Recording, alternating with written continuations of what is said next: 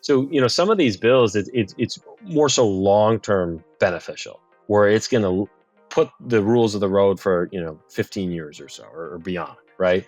But that being said, even if you didn't have it, I think a lot of these crypto companies are in a very kind of attractive regulatory landscape, if you will, for the next several years, regardless of legislation getting done.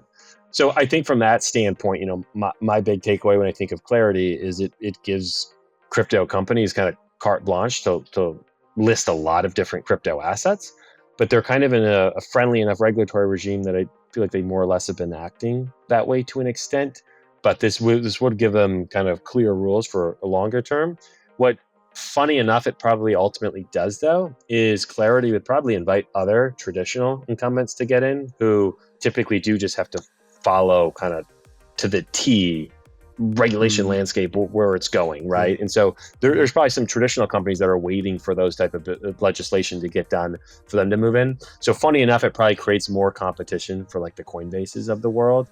So kind of the sweet spot for Coinbase, in our thinking, was just kind of this world where you didn't have maybe clear rules of the road, but you also weren't going to get staking in some of these other products. Yeah.